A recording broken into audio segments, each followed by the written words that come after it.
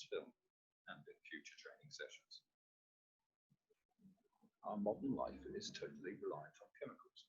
Chemicals provide us with energy, either directly through its burning or indirectly by reacting with another substance. The energy that such reactions provide can be incredibly beneficial. Chemicals provide us with a means of propulsion too. The petrol and diesel in our vehicles all come from an organic liquid, oil. The new electric vehicles rely on chemical reactions within their batteries to provide the power. Without all this propulsive power, we would still be relying on our muscle power or on horses.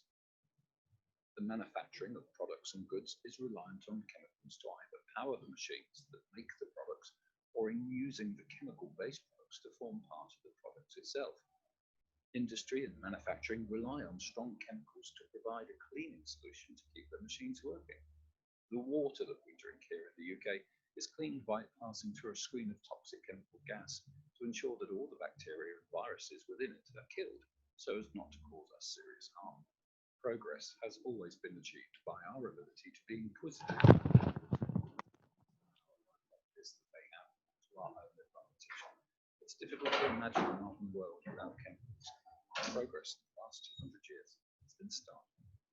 Unfortunately, the benefits of using these chemicals for our own good come with a price to pay. Many of the chemicals that we use have harmful effects, no matter what state the chemical is in, gas, liquid or solid. There is always the potential for harm, injury, ill health, property damage. These effects are well known. Chemicals can explode, ignite, poison, corrode, infect, and ionize. These effects can have a significant impact on both the mode of transport carrying them, as well as the environment in which they are carried. To assist with identifying these risks, a committee of chemical experts have classified these chemicals into 9 distinct chemical hazard classes: explosives, gases, flammable liquids, flammable solids, oxidizing agents, toxic substances, radioactives, corrosives, and miscellaneous. To provide further warning of the chemical hazard that each class has, specific hazard warning labels have been designed to be carried on packages, containers, and vehicles with warners of specific exists within. Why don't you have We will another look at the list? specific classification criteria for these chemical classes in future films. Deciding how to transport these chemicals safely, we need to understand that there are thousands of chemical products that require movement. Some of them are more dangerous than others. Those chemicals that present the biggest risk of harm, injury, property damage, or environmental damage are forbidden for carriage. They cannot be safely transported without significant reduction in risk. At the other end of the scale, there are chemicals that pose very little risk of harm, injury, property, or environmental damage. These have no restrictions on their transportation. These are called not restricted goods. In between the forbidden and not restricted lie the restricted. These present an unacceptable risk of flammability, explosion, toxicity, corrosion, or any other specified risk of damage to property, life, or the environment. These chemicals are collectively known as dangerous goods. The transportation of dangerous goods is heavily controlled and restricted. The controls are derived from the United Nations Dangerous Goods Plan, known as the Orange Book. After the last World War, the United Nations set about rebuilding the shattered economies of the war-torn nations and put in place various committees to organize and put in place structures to boost economic growth and development. The movement of chemicals between refineries, factories, distribution centers, and markets was seen as an essential factor in forging modern, prosperous, and peaceful nations. Each mode of transport uses the Orange Book to devise its own set of rules and procedures to manage the risk of transporting these chemicals. These rules and procedures are known as codes. Transporting chemicals that are not restricted has recently come under the guidance of the GHS system, Global Harmonized System of Chemical Identification and Labeling. Transporting chemicals that are forbidden for transport can only be conducted by mutual agreement between 2 nations or a group of nations. These are known as bilateral or multilateral agreements. All codes and systems have no legal standing. The United Nations expects its member countries to pass their own laws and regulations to enforce. Here in the UK, we have specific legislation that gives each transportation code and chemical labeling system full legal status. there are four main modes of transporting dangerous goods. The oldest is transportation by sea. Today, this is controlled under the IMDG code. The demand for chemical imports increased greatly during the Industrial Revolution and the discovery of oil in America and Romania. The UK had the largest merchant marine fleet in the world at the time, and it developed a system of safety or explode when being transported. Rail transport was the next to adopt a code. Getting the oil from the wells to the refineries was either done by pipeline or by tank cars pulled by locomotive. A system of safety procedures was properly established in the 1890s and exists today in the modern Railway Dangerous Goods Code known as RID. Air transport saw the formulation of safety procedures and a dangerous goods manual in the 1950s. This saw gradual acceptance by most airlines at first. A few notable incidents that involved plane crashes in the 1970s and the 1980s saw universal adoption by all airlines that belonged to the IATA. Today, the Air Dangerous Goods Code is contained within the IATA Dangerous Goods Manual, which is revised annually. Last but by no means least of the big four is the Dangerous Goods by Road Safety Procedures.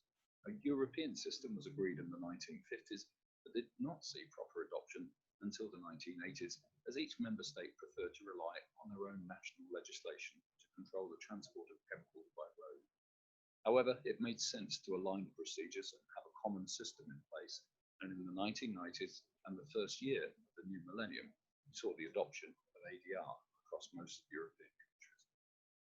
All transportation codes may share common procedures and arrangements, but both air and sea tend to impose more restrictions than road and rail.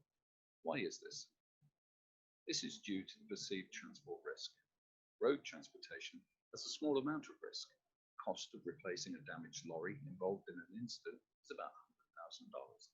The risk to life and the environment is small. Environmental spillages are localized and easily controlled. A similar level of risk exists for rail transport, although the cost of replacing the property is greater. To replace a freight train would cost around $18 billion, and the environmental damage is greater due to the larger volumes of chemicals being carried. There is still a low risk of life. Transportation by sea carries a far greater cost in both property damage. To replace a container ship cost in the region of $195 million, and the environmental damage would be huge. However, the loss of human life would still only be slight. Transportation by air carries the greatest risk in both cost and human life. One plane, in this case a Boeing 787, can cost $205 million each, more than a container ship.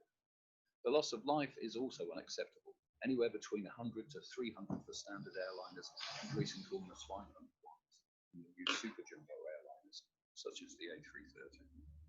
In both sea and air transportation modes, the increased transport risk demands tighter and more restrictive controls. That's a sensible approach. Each transportation code places specific legal responsibilities on each party involved in the transport chain. These duties are essential to ensure the safe transport of dangerous goods. Failure to apply these legal responsibilities creates an unacceptable risk. This is the most common reason that dangerous goods items are prevented from continuing their journey, particularly by air and sea. If the preloading checks identify that there is something wrong with the way that the freight has been packaged, labeled, declared, or documented, then the airline, shipping line, or freight forwarder is completely justified in refusing to take the freight until it conforms to the specific requirements of the transportation codes. If everyone applies the rules, then all dangerous goods transportation will be performed safely. If consigners bend or fail to apply the rules, then the modes of transport, lives on them and around them, and the environment in which they operate are put at risk. To summarize then, transporting of dangerous goods can be performed safely, provided that everyone involved in their transport applies the required safety conditions and rules. These rules are more restricted based on the perceived risk to loss of life or damage to property and or the environment. Failure to apply these rules will see dangerous goods freight being delayed and further costs applied. Okay, so I believe we have someone else who has joined in. Yeah, Nanmuli is back in. And I hope now all of you who are in can have your cameras on like the rest of you. Yeah. So Nanmuli, if you can please get your camera on as well. Excellent. I can see you. Perfect. Can you hear me clearly? Just put your mic on so we know that you can hear me.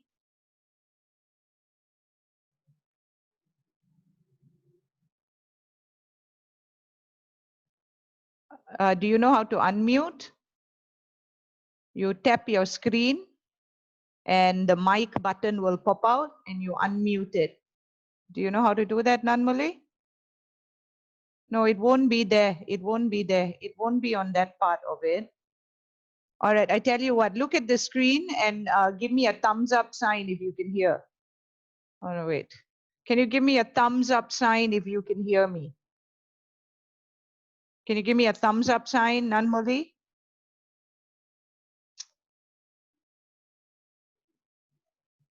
Sue, you are in here, so please can you contact Nanmuli and teach her how to unmute the button, yeah?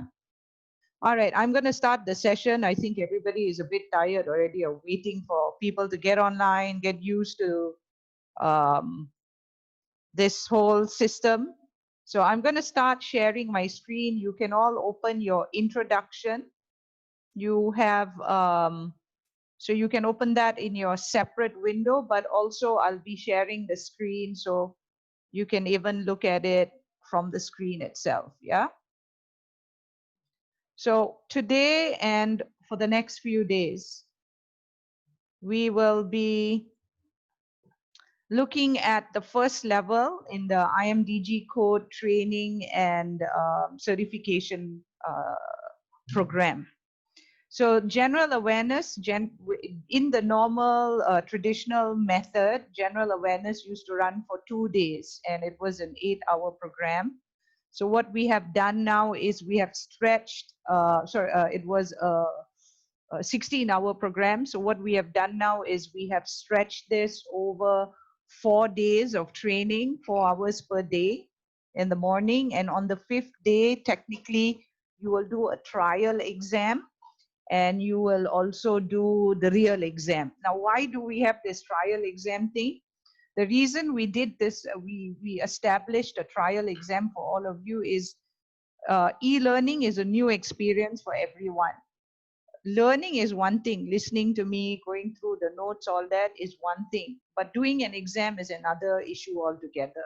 Because for some reason, exams as it is freaks everybody out. And then when you have to do it online, it becomes like a double dose freak out session. And we noticed from our last e-learning session, we did function specific online. And many of the participants did not understand how to do the exam online because the exams are based in 2 parts. There's a part A and a part B. The part A is multiple choice questions and the part B is subjective questions. So when you click the exams, it comes on the specific time that you are allowed to start the paper. So on Friday, your exam starts at 11:30 in the morning and then finishes at 1 o'clock in the afternoon. So from 11:30 in the morning, the exam button, when you click it, it will open into your exam page already. And you will see part A and part B there. So you attempt part A, don't click the word finish, which I will guide you when you do the trial exam. So that's the reason why we have now put in the trial exam for you guys. So we can guide you, number one, on how you should do the exam online. So you don't suddenly bungle up during the real exam day. All right, that's one thing. Second thing is the trial exam is also very good because understand that we are now setting the papers. I have put like 200 questions in the question pool, and the system generates the paper. So what I do is automatically set the system to pull out the questions, and the system generates the questions to you. So it's the same system now that is also generating questions for the mock paper. So chances are the questions that will come out for the exam would be pretty much the same, if you get my drift, right? Also, I have like an online quiz that I have also put in, and that quiz actually is open for you from today till the end of this session. So you can test yourself multiple times just to, as we move along, to see whether you are on track in terms of learning. All right. So these are like additional tools that we have put in this session. And also from tomorrow, I will give you like at the end of every part of the IMDG code, I will give you a quick quiz just to make sure that you know before we go to the second part or the third part and whatnot. Okay. So IMDG code training, generally, what does it mean? It means that it's actually my job to take all that theory that is in these books. Yeah. Volume 1, volume 2, because these are the two very important volumes. So this is all theoretical knowledge. So what I'm doing is I'm taking all this theory and giving you sort of like a practical guidance on how do you use these books, because that's the ultimate goal here. The ultimate goal here is you understand in the GA level is very theoretical. In the GA level, you will understand everything in terms of how are when the dangerous goods start getting identified and classified. What are the methods that are used? What is the classification system?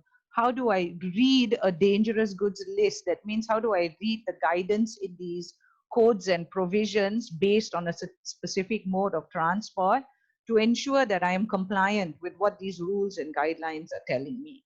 So the first level, with this GA level, is generally very theoretical. We try and make it as practical as we possibly can, but the focus on segregation, stowage, safe packing of CTU, that happens in the second level, which is the function specific level.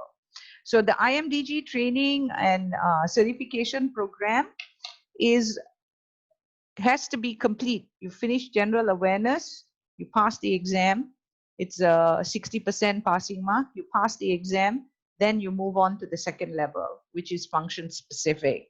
You finish function specific, you pass the exam, and then you wait for LPK to run their exams. This is if you want to sign the CPC in Port Klang.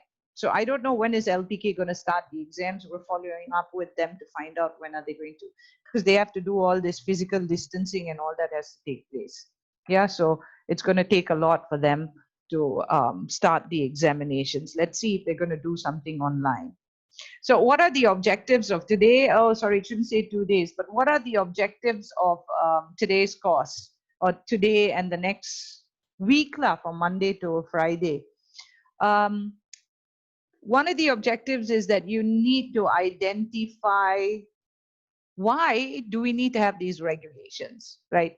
Why do we have them? What is the basis of these regulations? What kind of regulations are there? Are they international regulations? And if they are international regulations, are they relevant in our country or not, in Malaysia? Is it something that is a law in our country? And if it is a law in our country, don't just take it for what people say. People can tell you everything. Everything has to be substantiated. So if they say that it is a part of a law in our country, you want them to cite how was it actually part of a law in our country. So we're going to look at that as one of the main objectives, because within our country as well, apart from these international laws that have become part of our local laws, we also have our own domestic laws, and our own domestic laws that would be covering certain classes of dangerous goods. Like class 1 dangerous goods, you can't move it anywhere unless you have a police escort and you need to get a police permit. So in that sense, you need to know regulations. Then the second objective is, not only should you know the 9 classes of dangerous goods, I mean, it is quite difficult for you to memorize them all and remember them.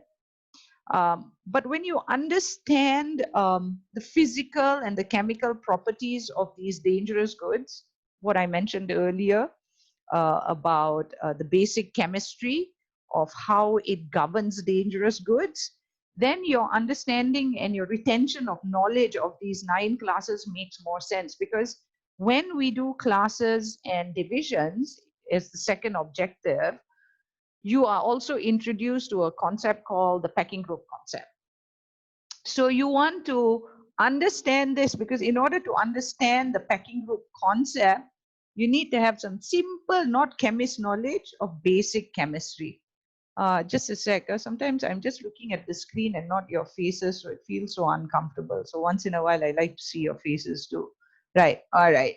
So I will have sessions in between where I will open for you guys to talk. Okay. If you need to ask me anything now, I'll be babbling away. All right.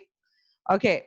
The third objective is the dangerous goods list. Now I call this the spine of everything. I am also pretty sure that many of you did not access the notes. We gave you access, I believe, last week. So we are hoping that on Friday, that after getting the access to our e-learning platform, that you would have taken a look at the My Courses. But never mind if you didn't. Today's session, first day, is just the introduction and part one first. So which means that for tomorrow's session, I will need you to please go today to the My Courses portion of our e-learning portal.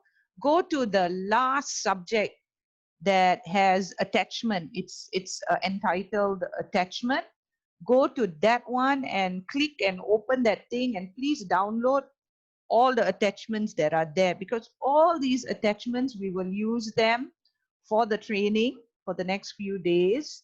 You will also have something that looks like this. See this?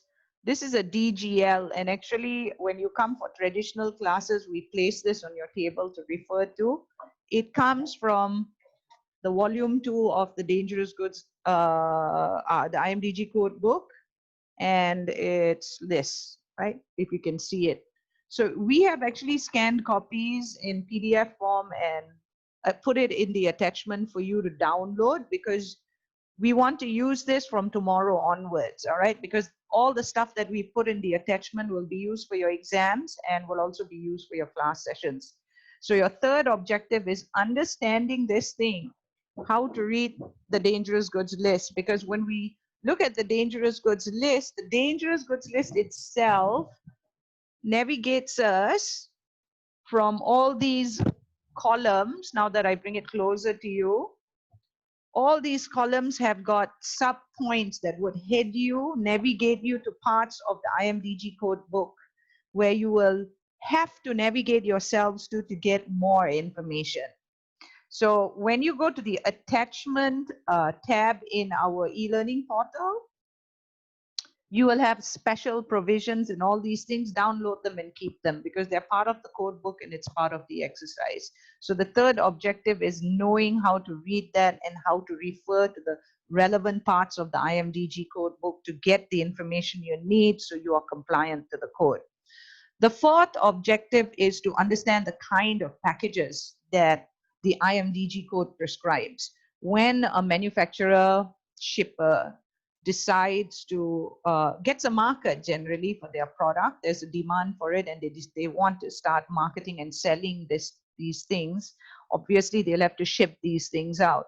So when they want to ship or move their substances, because these substances are dangerous and hazardous, right? There are specific type of packages that they are able to use depending on the type of product that they are moving. So the code prescribes that, and we look at these packaging options in the fourth part of the code book, because that is the fourth part that is within the first volume of the IMDG code. So here what we do, the objective here is we show you which columns of the DGL refers to the type of packaging options, and then we explore these options, because these package options, they come in what are known as codes. You need to understand how or why or where do I look at in the IMDG code, so I know what these codes are trying to tell me, what kind of package options. So the package options will tell you the type of packages and will also give you the capacity allowances for them. So that's the part 4.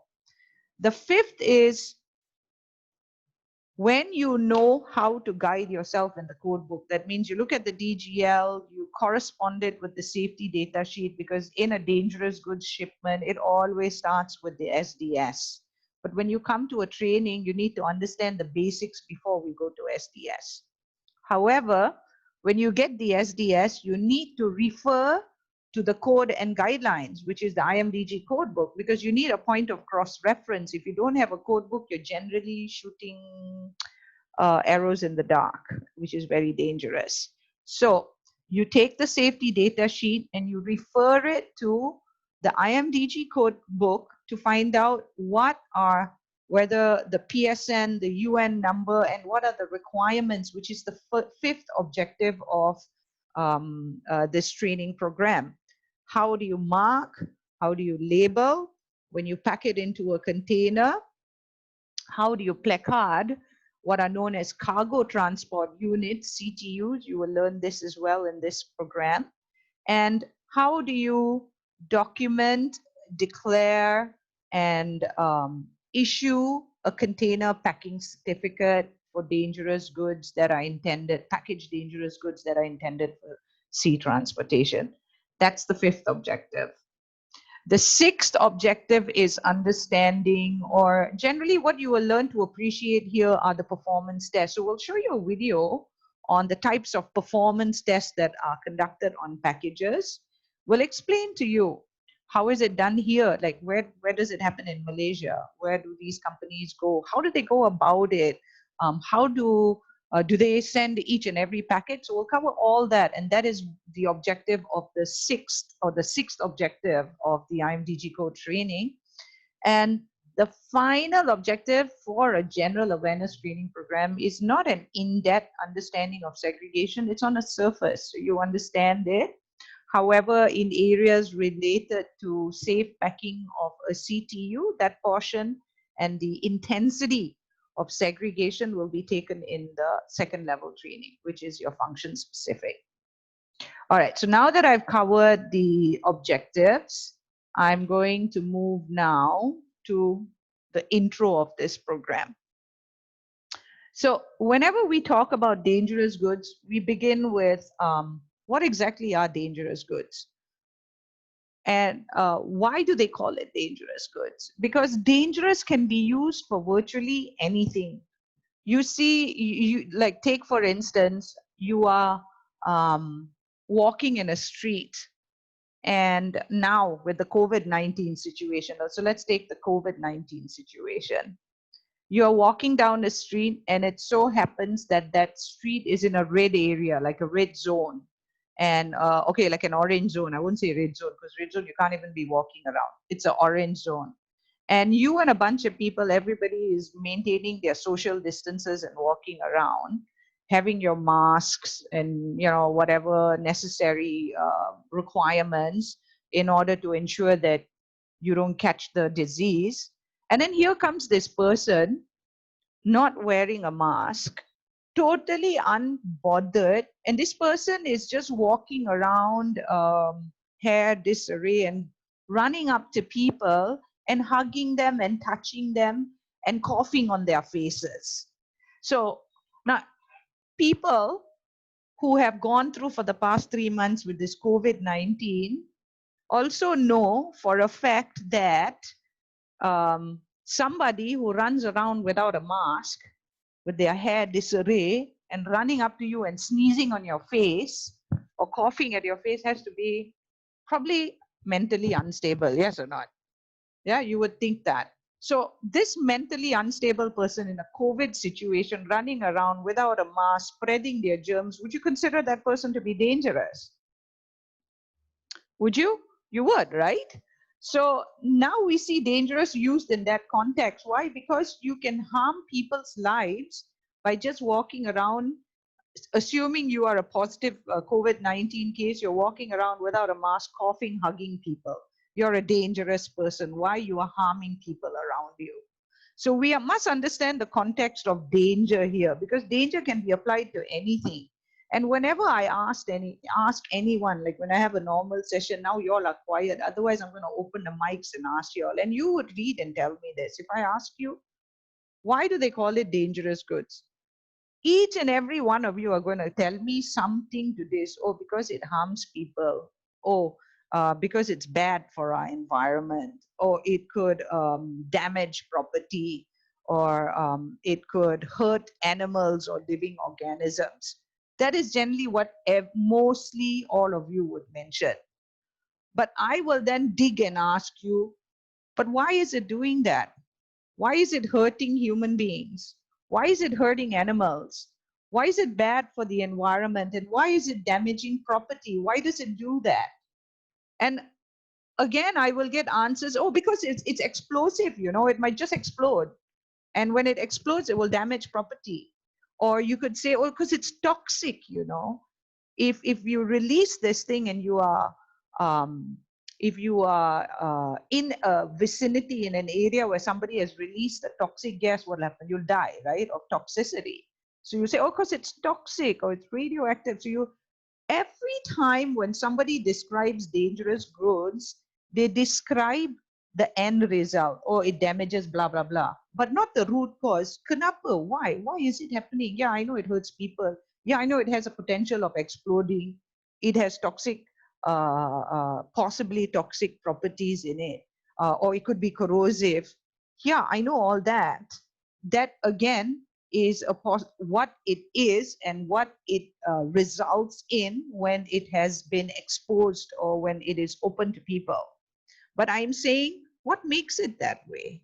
Why is it that we have to be so careful about these things? So we come down to the basic understanding of chemistry, because when we're talking about dangerous goods, the definition says what? Substance of or articles, right? Substances or articles. Now, when we talk about substances, and that is broadly one of the big, huge base of what we call a dangerous goods. So when we talk about substances, we look at chemicals, because chemicals are substances, and chemicals come in three different forms. It comes in a solid form, it comes in a liquid form, and it comes in a gas form. And in any form that these chemicals are, liquid, solid, liquid, or gas, it is actually the arrangement of the atoms within that form of substance. If you remember science way back in school. Now, if you remember science way back in school, when they showed us solid, right? They did something like this. Let me check and see whether you can see behind me. You can see behind me, right? I'm going to bring this board closer to me. All right. You can see the board behind? Can. Right. So whenever you see a solid substance, the way let's take this, the way the molecules, the atoms are arranged are very close together, like this, closely packed with each other. So let's take this solid. You see, these are the atoms, and they're slowly compacted to each other. And because they are slowly bonded and compacted to each other, they form into a solid appearance, like ice, right? Now I take a fire and I start heating up that block of ice. What happens to that solid component? These atoms will start moving away from each other. They start moving. And when they start moving, they are not fixed to each other. They will just follow the form where you put them into. So if you put into a long glass, then it'll follow that long like that, but stretched. If you put it into a round glass like that, then it'll form that, but it'll be all still stretched away from each other. Now you continue to heat this guy. Please continue to put heat going up here. What happens now? It starts expanding further away, and it starts within each atom starts expanding. And when that happens, that's called expansion and vapor. It then forms into a gas, which is vapor. But water is a very stable substance, right? Meaning that you have to actually boil water up to 100 degrees Celsius for it to change its form from either solid to liquid or liquid to vapor, meaning that any temperature below 100 degrees Celsius, the water won't boil. It will still be warm, hot probably, but not boiling point. It won't change its form. So water as a substance is a stable substance. But now let's look at a type of a substance, all right, that in normal temperatures, it is in a liquid form. But when the temperature is at 35 degrees Celsius, the liquid starts getting heated up, and then the atoms start expanding and it forms into a gas. When it forms into a gas, the gas that it's forming into, the process where it's changing from liquid to gas, that gas is a flammable gas. So now, because of this, the way the structure of that product, that means the chemical constituent of this substance is such that it probably has so much of oxygen atoms in it, because oxygen heats up very fast. It has so much of oxygen atoms in it that when it heats up, it immediately, when you apply heat to it, it immediately changes its form. And then it becomes something else. It evolves into a gas. So that is the reason why certain substances are construed as dangerous, is because of how it has been constituted. What have they mixed in that product to see whether this product, is it temperature sensitive? Is it pressure sensitive? Because these are the two things, temperature and pressure, that will change the structure of a chemical. So when a chemical is stable, normal temperature, normal pressure will not affect it. A chemical that is unstable, be it solid, liquid, or gas, normal temperatures and normal pressure conditions also begin its reaction. There are some substances, solid substances, that because of the way it has been manufactured, or some of it could be minerals from the planet, our own minerals, that these minerals, when water hits them, they start turning into something else, another flammable gas. So why do we call these things dangerous goods? We call them dangerous goods because of the way they have been chemically constituted, how they have been chemically built. And because they are chemically built in such a way that they are very, very unstable, that means in normal conditions, they start changing their form, they start their evolution and reaction. They can either heat in or they can heat out, endothermic or exothermic, anything can happen. And because of this, they are known as dangerous. Why? In normal conditions, some of these dangerous goods that have too much of oxygen content in them, just by movement, the truck moves, goes on bumps and bumps and bumps and bumps. Every time the truck moves on a bump, that fella shakes and shakes and shakes. And whenever it shakes, it heats up, it heats up, it heats up. It reacts because of kinetic energy. So why are they dangerous? They are substances that are unstable and highly reactive. So when we define dangerous goods as substances and articles, then now I come to the article portion of it. What's article then? Article are things, machinery, things that we will put substances that are dangerous in them in order to make them operate. So let's take a car. A car is like an article of dangerous goods, and it becomes an article of dangerous goods only when we put the car into a container, a closed container. Now, if you take a car, how does the car work? You need to ignite, you need ignition, and that means there's some kind of spark going on. And in order to run the engine, you need fuel. So you need to ignite, there's a spark to burn the fuel for the engine to start running. The fuel is the dangerous component here. You remove the fuel from the car, empty the fuel from the car, how much you ignite, and protect the batteries. That means the cable that is actually sparking up your car, you take the cables from your battery and you go up to your ignition and turn 101 times, nothing will happen, right?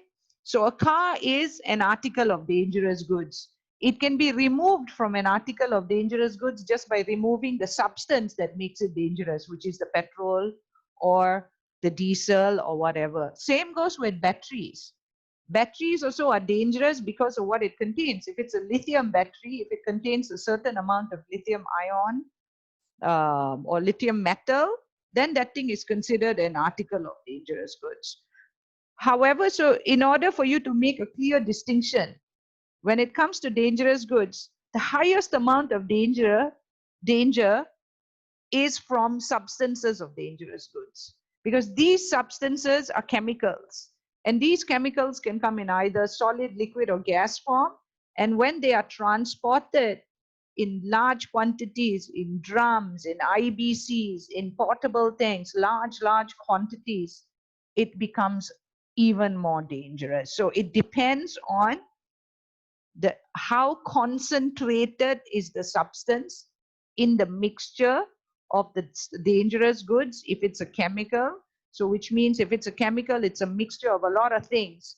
How many active ingredients have been mixed in it and how high is the concentration of that will define how dangerous it is.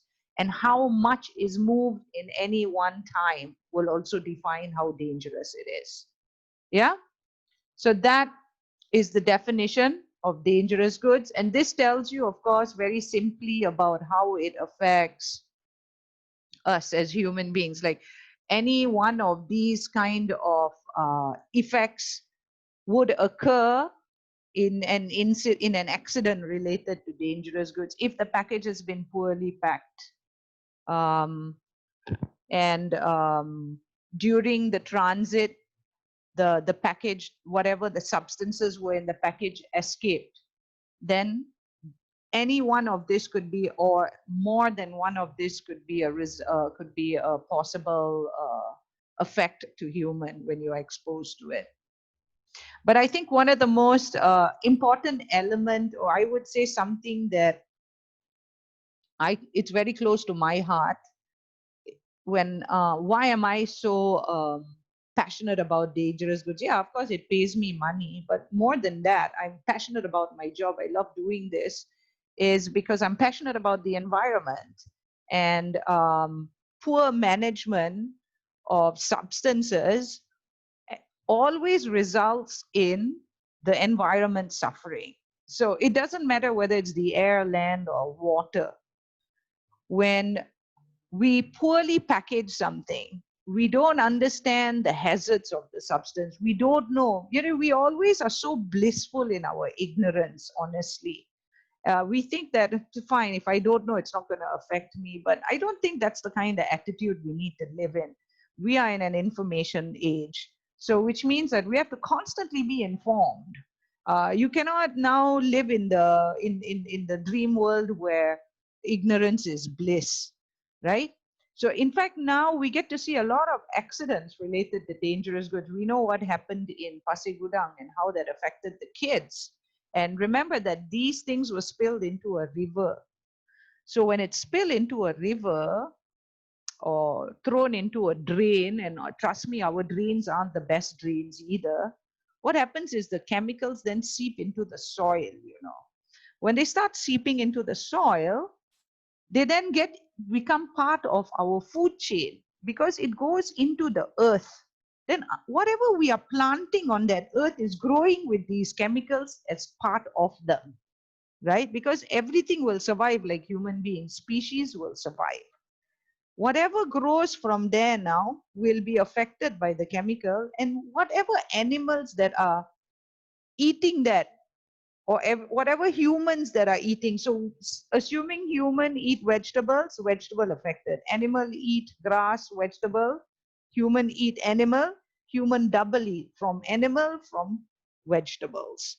So by being penny wise, pound foolish is what I call it. Because till today, I understand from our surveyors, 70% of Malaysian cargo is still not being packed in UN approved packages.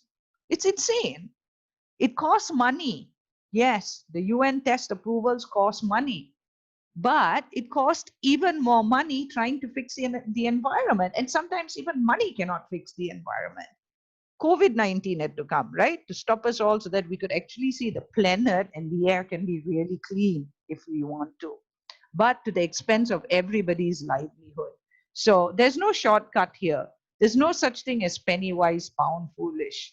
We have to be very, very careful when it comes to carrying and handling dangerous goods because it affects not just us and property and our company's corporate image, it affects generations from now. The children, the children's children get affected by it. So you must take it as your personal responsibility. You are here to learn this. No cutting corners. Must follow the rules. Why? Some bunch of people did a lot of work to come up with these rules, and these rules are not plucked out of the air. These rules have started from in fact, even from 1920s. I'll tell you, from early industrialization period when dangerous goods started being manufactured. So these are rules that have been put in together, understanding what or the hazards related to moving these kind of products. And we cannot take a stand and say, oh, if these goods are so dangerous, I don't want to move them. Forget it. Why should we move them? Because moving them would mean having to risk the environment of people. But you can't do that because we have already finished or almost depleted natural resources of the country, that now we have to depend on all these chemical substitutes.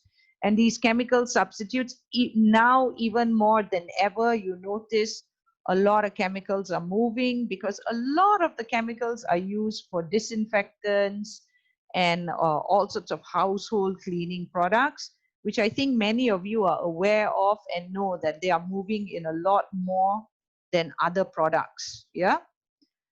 So let's move on. So this is the danger to property. We have a Facebook page. CLLB has a Facebook page. So I keep sharing stuff on that page. Today I shared about a massive explosion in China.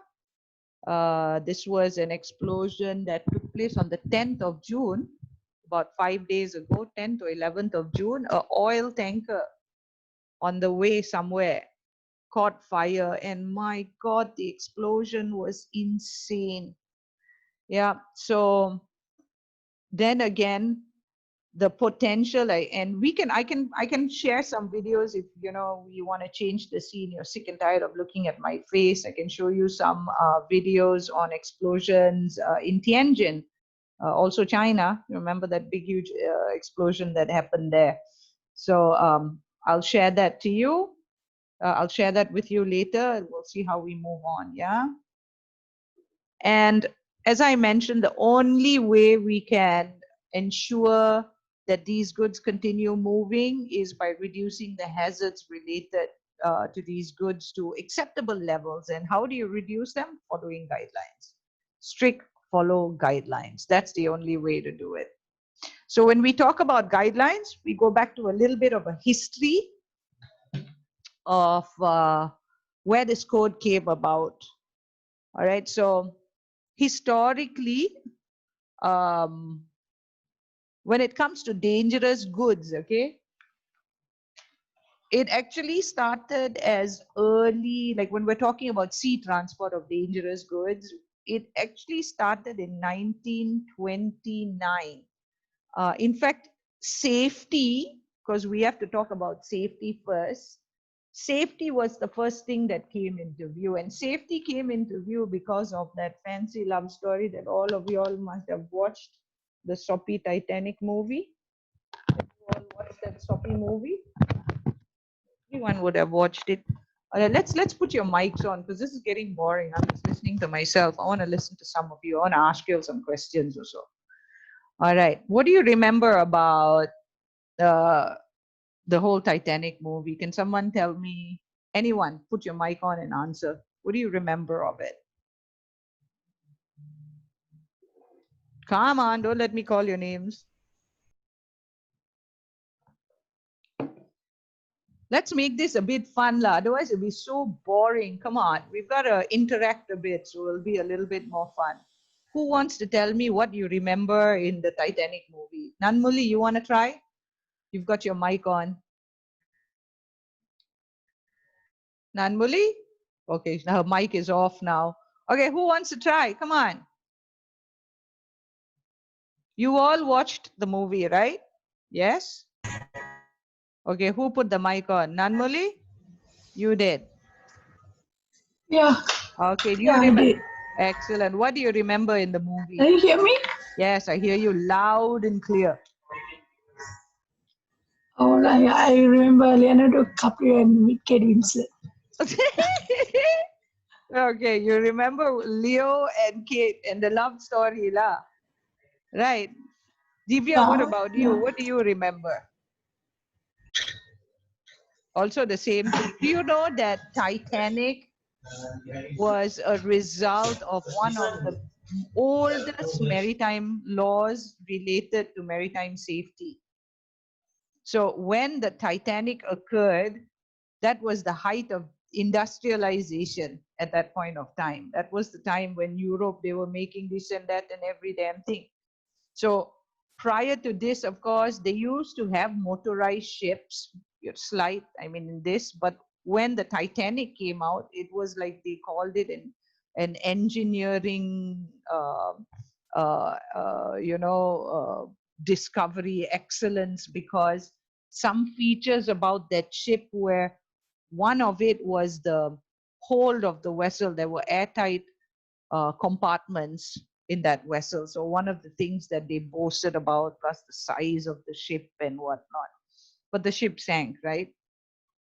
And sadly, the 2,000 people that were on the vessel, only 500 people survived that disaster. And how did that happen? How did the ship sink? Who's going to tell me that? Which one of you is going to tell me that? Come on, somebody. How did the ship sink? You saw the movie, so you saw the ship sink. Kan? So how did the ship sink? Come on, somebody put the mic on and answer.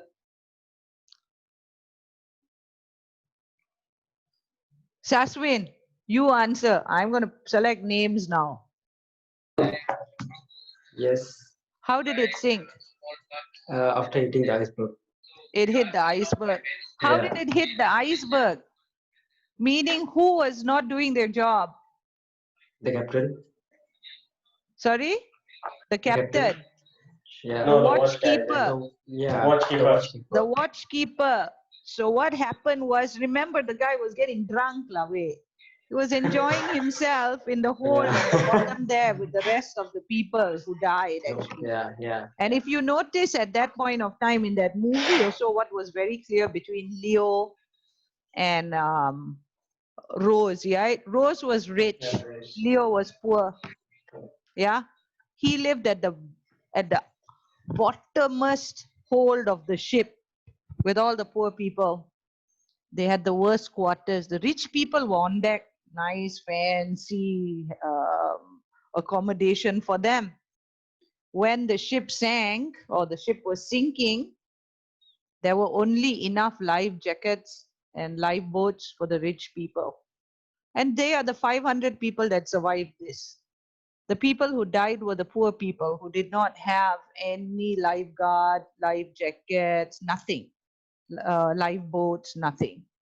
So this became a disaster, world disaster, because they actually showed off so much about their ship that the press was following this ship. And in fact, there were press people on this vessel as well, because it was the first launch of the ship. Trust me, if it was not in the press and nobody knew and it was just going out, these people would have died. None of us would have known anything. Okay, so you just think about how the world is. It's still the same, mind you. Minorities still are getting eaten up everywhere.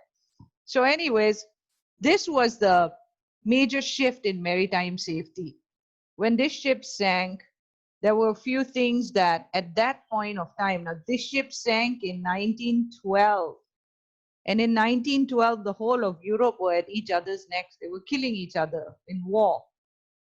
from the First World War stretching on to the Second World War. They were just at each other's necks, everybody trying to, there came Hitler also at that point of time, you know, way after, of course, not in 1912, but later than that. But the point I'm trying to make is at that point of time that when the ship sank, the communities that got together to decide on certain standards to ensure that there is always safety of life at sea for crew and passengers were just a bunch of companies that were building ships at that period of time. So literally they got together in a pub in London and decided that after this happened that, hey, you know what, we've got to get together. So in English, when people have different ideas or disagreements or methods about going by things, when they get together to agree on a common thing, they call it a convening. It's a fancy word, they convene. So when they convene, they set about a charter. The charter is like a document. The document will have one, how a ship, building a ship, the engineering of the vessel, the communication of the vessel, the crew, the safety, the blah, the blah, the blah. The charter, all the guys who got together who said, look, we all have to work together because our ships are going to each of our countries and we are, you know, working together. So we have to make sure that we all follow this standard. So when they got together, they all signed it. That became known as the SOLAS Convention, the Safety of Life at Sea Convention. And that convention started in 1914. Here, let me show you. See, it started in 1914, the first version, but it was not uniformly adopted simply because that the world was not unified at that point of time. The world was pretty much everyone for themselves. So only after we got closer to the Second World War, when the League of Nations got together, the Allied forces, and they were able to put an end to the, you know, the whole German invasion, the Nazi invasion, and when they won the Second World War, that was when the first thing happened is the formation of United Nations, because United Nations in its oldest form was the League of Nations. And then they formed, after the Second World War in 1948, they formed the United Nations.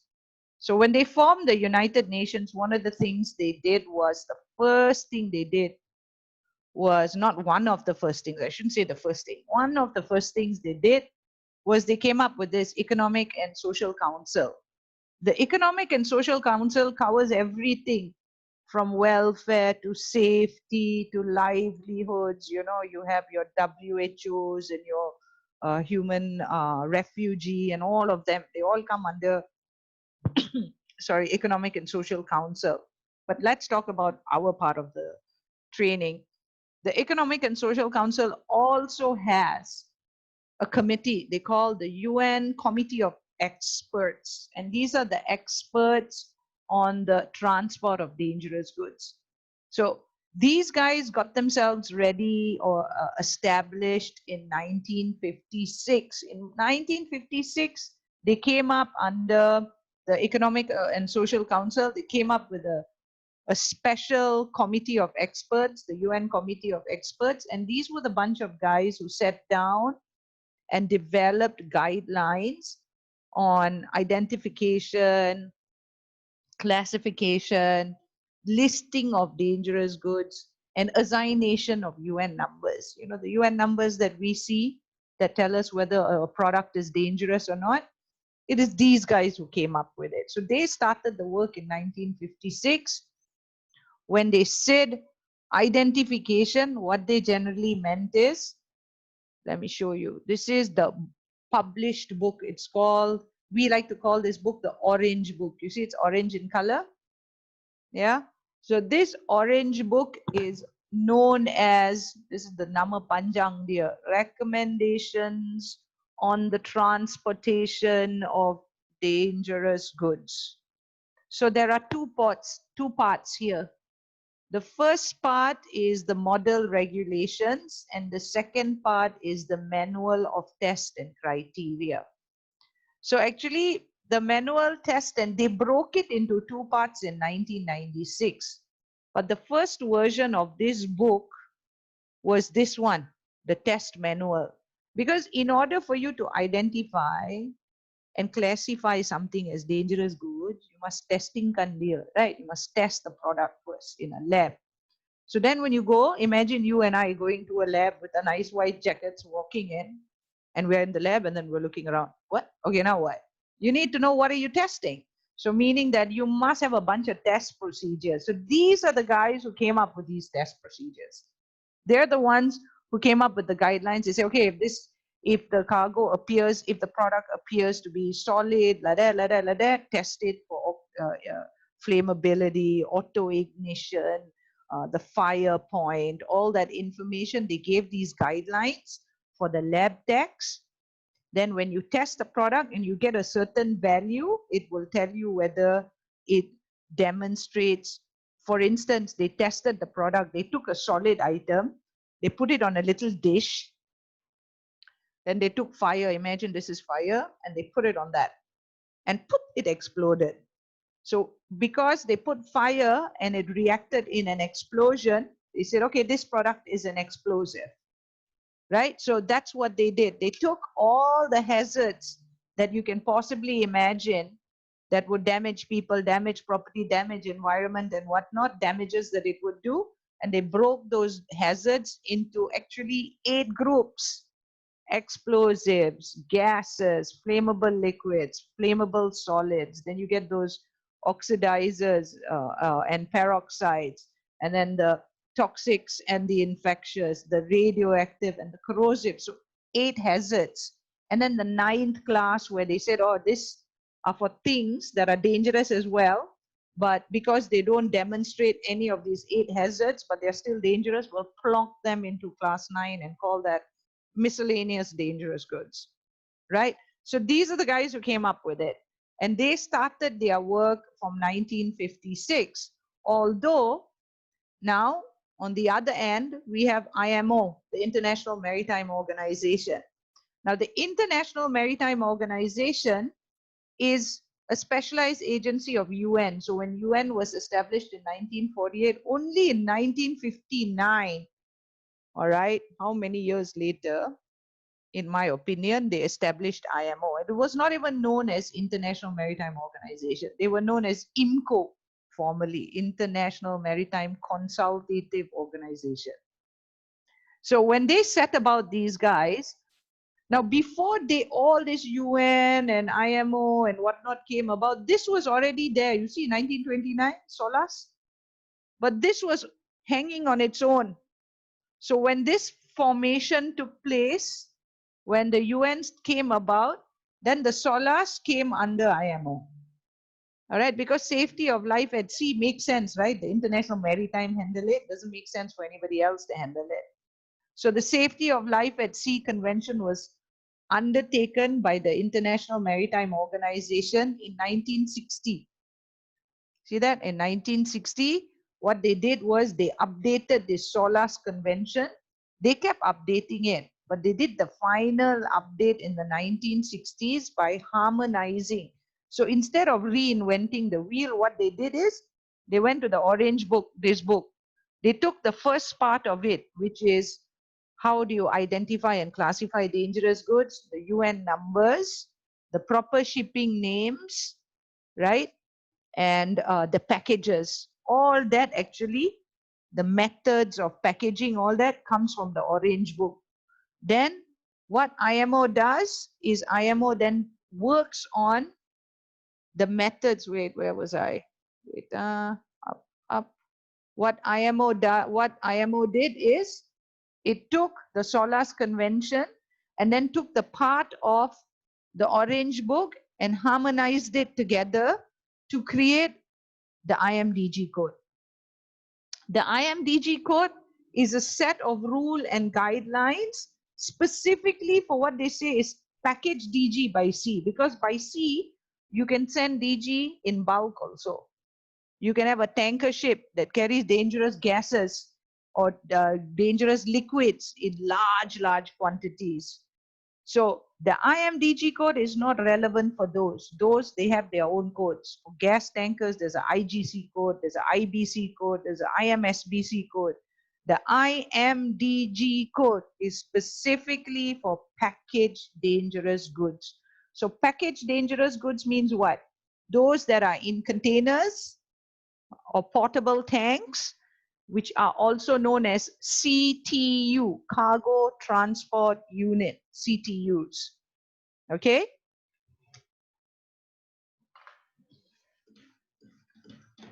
Terrible.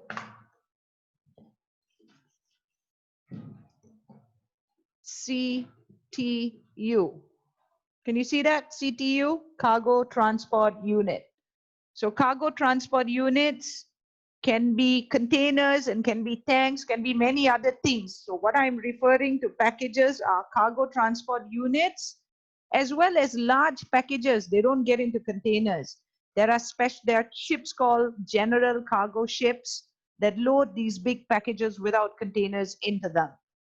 So that's why IMDG code is for packaged dangerous goods. Anything that goes in bulk is not the IMDG code, but we refer to the IMDG code to understand the classes and whatnot. So when IMO came in, IMO undertook the SOLAS Convention, harmonized it with the Orange Book, the recommendation on the transport of DG, and they came up with a final version of the SOLAS Convention. They call it now SOLAS 74. It gets updated every 2 to 4 years. But what they did in the 74 version is they introduced a chapter called Chapter 7. You see that in bold and underlined, Chapter 7, SOLAS 74. Now, this chapter refers to carriage of dangerous goods. And in this chapter, there are two parts, Part A and Part B. Part A refers to packaged dangerous goods. Part B refers to dangerous goods in bulk, because we have different types of ships. So remember, when there is, every time in any question related to dangerous goods test, when it comes to IMDG code, always they will refer to this very important convention. And this is a convention that they say that is relevant to maritime safety. Maritime safety. And the Maritime Safety Convention is the SOLAS Convention. And the chapter that tells everyone to use the IMDG code when you are carrying DG by sea is the chapter 7 VII, like you see it, of SOLAS 74. Okay? Now the SOLAS is signed. Remember I told you they get together, they convene, then they come up with a charter and all the people sign to agree on it. So since 90% of the world trade is conducted by sea, 98% of the countries in the world have signed the SOLAS Convention. So Malaysia has signed it too. So when Malaysia ratifies it, then Malaysia has to take and make it into Malaysian law. How does Malaysia make it? In their Port Authorities Commission Act, the Ports Act, the Shipping Ordinance Act. So in all of that, they will cite the SOLAS Convention. So if we agree, that means we are a UN member, Malaysia is a United Nations member, Malaysia signed the SOLAS Convention, Malaysia must follow whatever the SOLAS Convention says. That's why all in 2015 or 2016, everybody went on VGM, right? SOLAS VGM, for those of you who know what it is. So that's also part. Why? Because SOLAS introduced VGM in their convention. So everyone who signed the SOLAS Convention had to follow the verified gross mass. Okay, so Malaysia is a signatory, and this is pertaining to maritime safety. So this shows you like a graph or a table or a diagram, so to speak, on how the Orange Book is set about. So the Orange Book does the basic work of the classification and the identification. Then every mode of transport, like air of course is under ICAO, International Civil Aviation Organization. And together with IATA, they have rule and guidelines for moving dangerous goods by air. So that is also in harmony dengan Orange Book. Like I said, the first part 1, 2, 3, 4 is common amongst all of these modes of transport. The only difference is some DG cannot be carried by air. And when you carry by air, how much can you carry? What kind of packages can you use? Sea can take virtually anything and everything under the sun. So there is quite a lot of cargo that can be carried by sea, very few on the forbidden list. So then again, when by sea also, they will define what kind of packaging you can use, what kind of quantities you can carry of a specific type of a UN. Road, this is for road, this is for rail. This is the Rhine, you know, the European river system. And this is for road. So this is developed by these guys, European Commission. But a lot of countries like the ADR, Road Transport of DG, Thailand has ratified, Singapore has ratified, Malaysia aja belum ratified. So cargo gets stuck in Malaysia when you are ADR compliant, your driver, your truck must be ADR compliant. So that's why road transport of DG in Malaysia still is very, very weak. But this shows you all the different specialized agencies of United Nations that are involved in the transport of dangerous goods. So there are reps from all of here who sit in the committee of experts. And we have someone from Malaysia who sits in the committee of experts. He's an expert, extremely intelligent, brilliant man. If some of you had the this thing of ever meeting him, his name is Mr. Khanna, is really good. So he sits there for us in IMO and works very closely. So this is IMO, International Maritime Organization. They are the agency that published the IMDG code. So who is the UN specialized agency that published the IMDG code? It's them, IMO. IMO is located in London. Why are they located in the UK? Because remember, we go back history again, the country that was colonizing, a Commonwealth country was UK. They were colonizing the rest of the earth, Asia. And they won a lot of the battles because of their strength in sea. Their sea strength historically was what helped them win a lot of wars and battles in the old days. So they've always been known as the maritime nation, and IMO is located there. I went for the meeting for this version that we are currently doing, 3918. I was lucky. I was there in 2017 when they were having the final agreements on what should be included in version 3918. And it's very interesting to see the whole process. The code is updated every 2 years, yeah? You are currently learning version 3918. Now, version 3918 became mandatory from the 1st of January of this year, will remain in force until 31st December 2021. Then by 1st of January 2022, version 4020 comes in.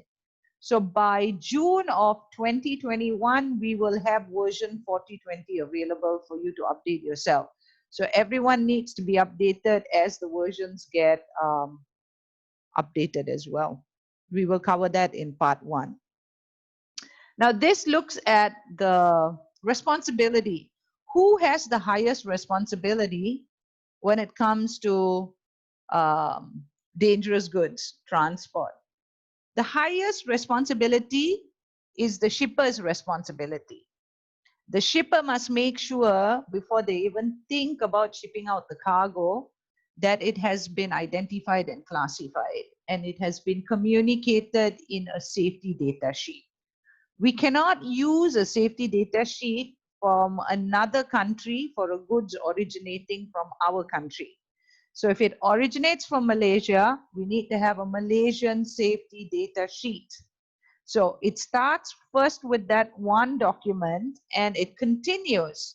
The shipper must make sure not only are the goods identified, classified, and communicated in a safety data sheet, they must make sure that the goods are packed in the packaging that is allowed for the dangerous goods, that these packagings have been performance tested and have obtained the UN packing approval code, that the packages have been filled up to the capacities that are allowed and as prescribed in the IMDG code, that each package has been marked, individually marked and labeled, and that when these packages have been packed into the container, they have been properly secured and placarded, that the transport units are placarded, and these consignments are described in a multimodal dangerous goods form. So this is the responsibility of the manufacturer. As a service provider, if you pick up cargo from your shipper and the cargo is not marked and labeled, and you accept it, you are accepting the responsibility too. So which is, when you are a service provider, you are liable. The shipper cannot move the cargo. The shipper doesn't operate a ship or an airplane. So the shipper cannot load and move the cargo themselves. They will appoint a third party to do that on their behalf. The third party is responsible to ensure that the shipper has fulfilled all these guidelines in terms of classification, identification, packaging, marking, labeling, before you accept the goods into your warehouse or onto your truck or in your care, custody, and control. Because if you accept it without checking on this, you are assuming the liability of anything that might take place, any accident that might take place in the event of either poor packaging or misinformation or no proper marking, labeling of the cargo. Okay, so remember that you cannot avoid, although the highest responsibility is the shipper's, service provider, your responsibility is to ensure the shipper complies before you accept the goods. Otherwise, you become liable. Okay.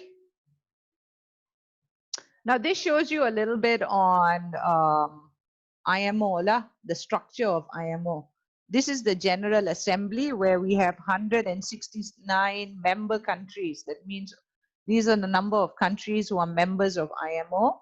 In that 169 General Assembly of member states, there is a council of 40 members. So Malaysia sits here in this wonderful council member, and the council has 5 committees. So you see this Maritime Safety Committee.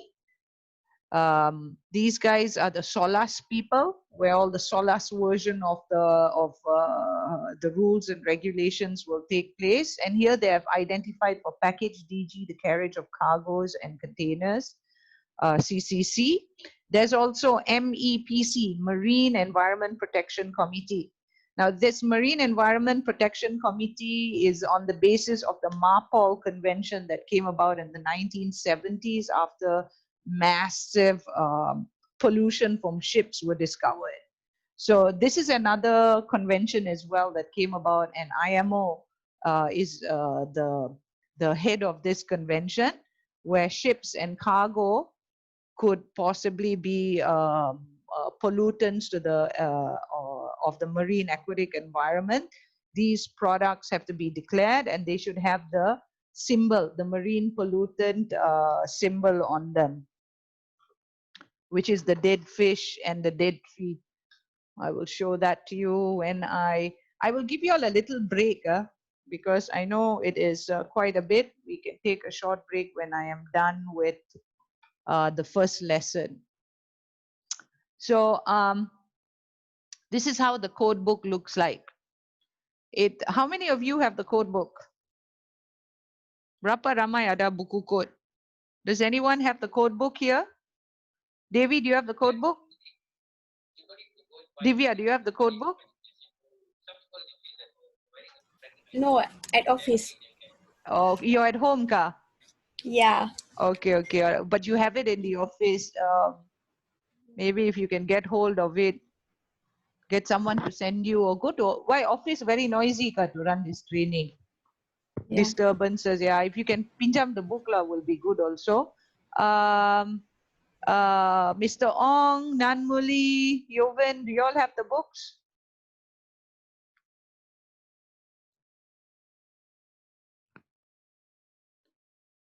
I don't. Oh, you don't, Nanmuli. Yovin, do you have the book? No. Drish? Ada? Ong? Ong, you have the book? Ain? Ada buku? No, I No. don't have. Okay. So when we go to second level kan perlu ada buku ya. All right. So for those of you who don't have the book, there are actually 3 parts in it. My aircon is freezing me out. Just a sec. I'm freezing up in this AC. Okay. Very cold, very cold. All right. So there is volume 1. Okay. This is volume 1. There is volume 2.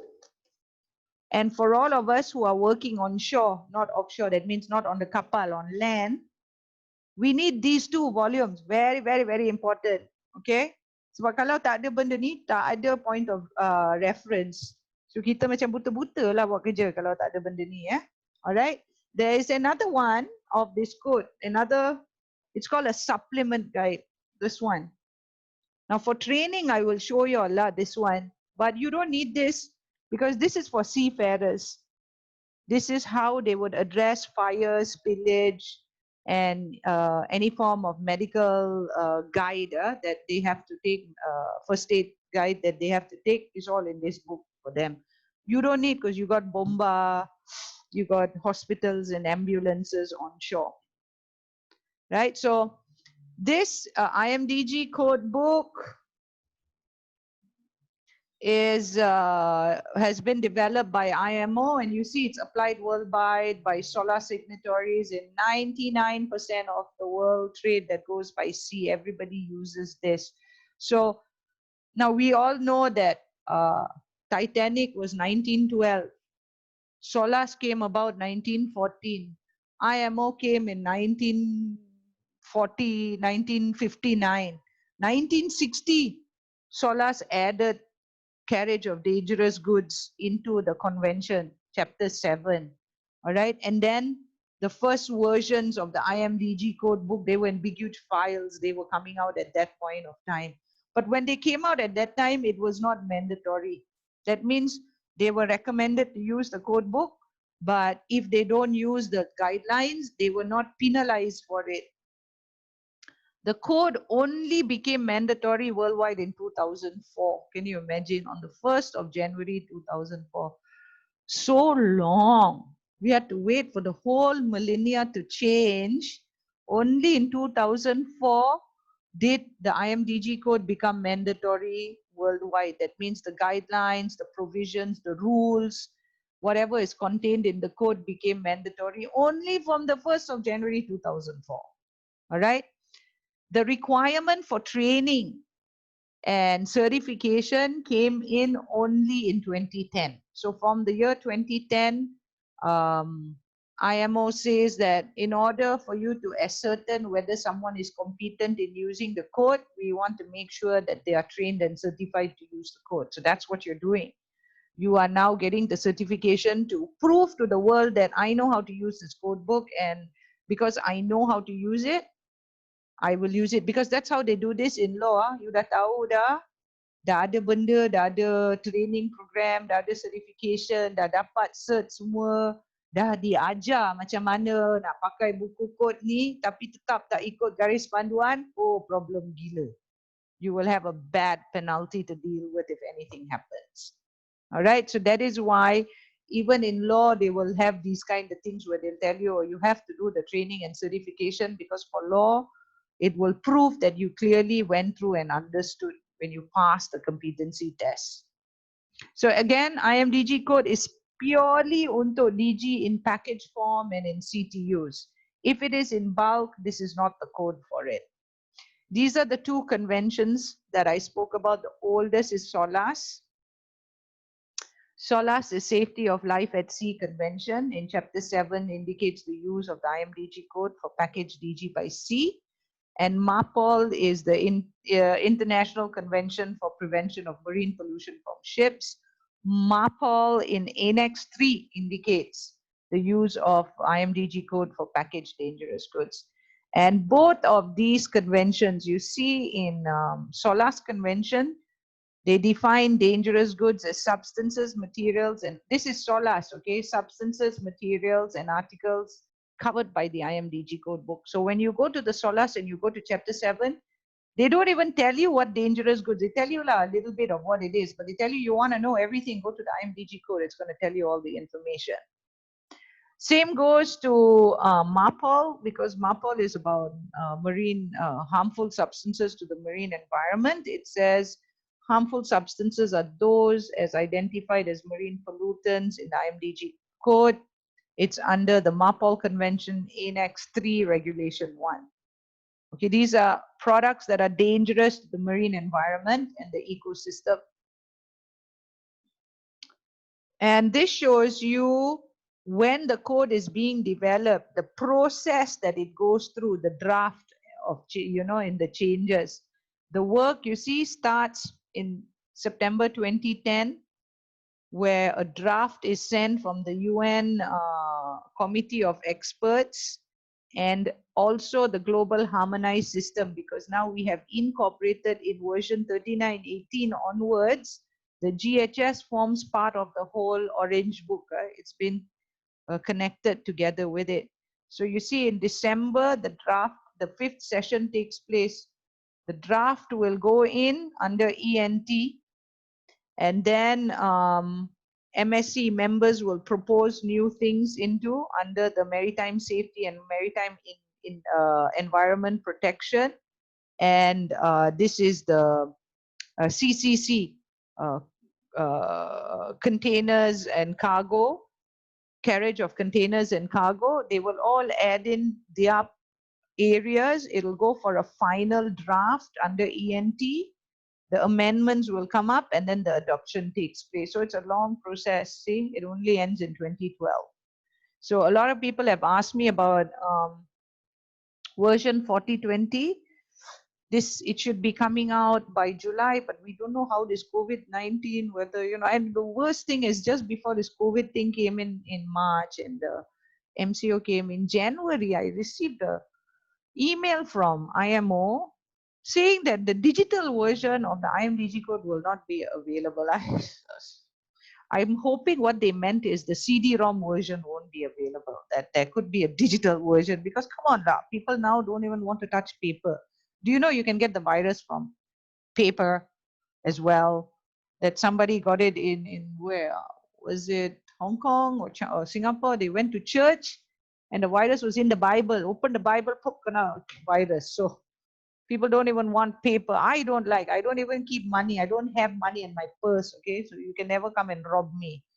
I only have digital money now. I don't keep solid money anymore. I'm scared. And, there have been people trying to break in. So this gives you the legal status. So we know that SOLAS and MAPOL and the IMDG code and IMO, it's all international. Is it part of our law or not? Yes, it is part of our law. It has been given legal status when we ratified. So whenever Malaysia signs any of these international conventions, it then adopts it. That means there'll be a parliament act. They will go to parliament and then they'll come up with an act and then it becomes a rule, a law of our country, part of our constitution as well. So we have SOLAS and MAPOL in the Port Commissions Act as well as the Shipping Ordinance. So this is part of our local laws as it is. This shows you the version change. Okay. For instance, when you are doing version 3918, because everyone says, oh, 3918 means what? 3918 means this. Okay. It means that this is the 39th time the code book is being updated, for the 39th time. And the 18 is 2018. That means that was the year it was published. So whenever it's published on that year, it doesn't become mandatory on the same year of publication, because imagine 169 countries. Logically, very susah to get everybody at serentak to start something new. So what they do is they will publish it. They will put the year of publish 2018, and the enforcement is 2 years after publication date. So 2020, that's why version 3918 became mandatory 1st of January 2020, 2 years after the publication. Hey, why Mr. Ong going in, going out? I see that he has gone out. Now I have to admit him in again into the room. He went in and out of the room. All right. So 39th version published in 2018 became enforced 2 years later, 1st of January 2020. It will remain in force until 31st December 2021. So somewhere around mid of 2021, like July, August, like that, the ports, the shipping lines will all start using version 4020. But that doesn't mean that if you are still using 3918, you are wrong. It's okay. You can still use 3918 in this.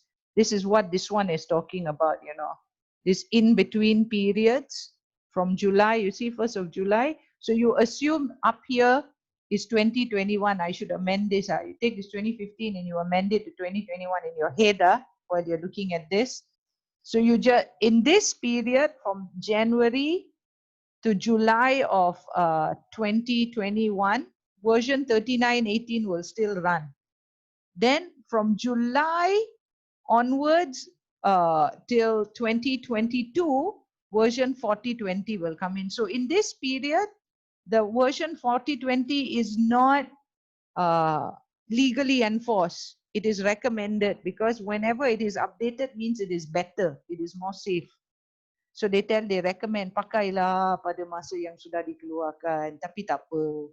Kalau tak pakai pun tak apa sebab dia belum valid lagi. Okay, digalakkan pakai yang baru sebab bila benda baru keluar dia dah updatekan dengan semua benda yang perlu ada dari segi keselamatan, right? Because they would have taken something that may have happened in the past, found out the root cause of it and updated that in a new version so that we don't have these accidents again.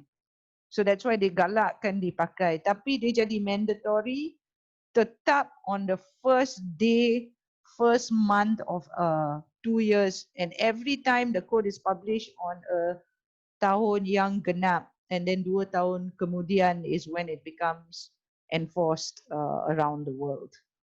Okay? I hope I explained that to you. If it is confusing, we can talk about it again and I can explain it again to you. So this shows you the older versions, version 3816, which now betul tak boleh pakai langsung, cannot use anymore.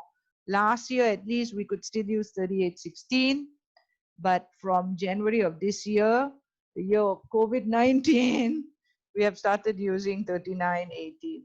This is like going to be a year for the rest of our lives to remember, yeah? And these are the other code books that I told you about. So this one, IBC code, this is for bulk, liquid bulk. Doesn't necessarily have to be DG. Liquid bulk is liquid bulk. Some are DG, some are non-DG. So whenever it's DG, the IBC code will say, please take a look at IMDG code for the class information. So it takes you back there. IGC code is this for gas carriers that you see here. This one is IMSBC. This is for solid bulk cargo like corn and sand and all sorts of things that are carried in bulk. So there are different codes for different books here. And our code book, I call this my DG Bible. I love this book, but I still have faults in it. And I will share these faults with you because I've done IATA, I've done ADR, and of course IMDG is like my bread and butter. All of them got some kind of like kelemahan di mana they could have made it more user friendly lah. So let's hope that they also are learning to be more user friendly. But our code book has got 2 volumes that you need to have. You have to have volume 1 and volume 2 because both these volumes contain 7 parts that are very important. The first part is I will cover after this is all the introduction to the code law and all that. I will cover that with you shortly. The second part, this I will do tomorrow, classification, and part 3, which is in volume 2, dangerous goods list. These 2 will be covered tomorrow.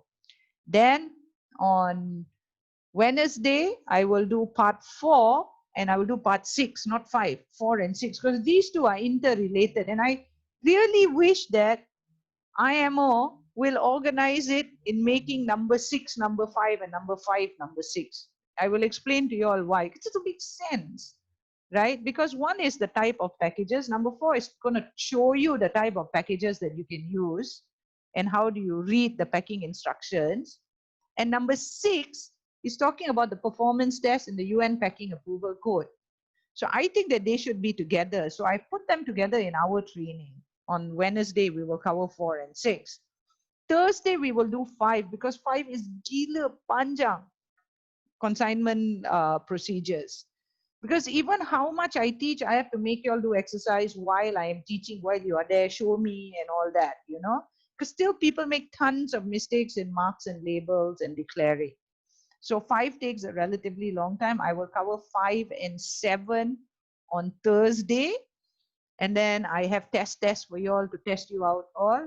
Then Friday, we have the mock exam, the trial exam, earlier in the morning to get you guys used to how to use the e-learning exam. And then your real exam, which is at 11:30 in the morning on Friday. Okay? So all these parts we will cover as we move on. And on the last day, somewhere around, I will show you all the supplement guide, yeah, how to go about it. So there are a lot of parts that are also in each subject number in your e-learning portal, which we will run through. So now I stop share. I have everybody here. I'm going to pause the recording. I'm also supposed to record the whole session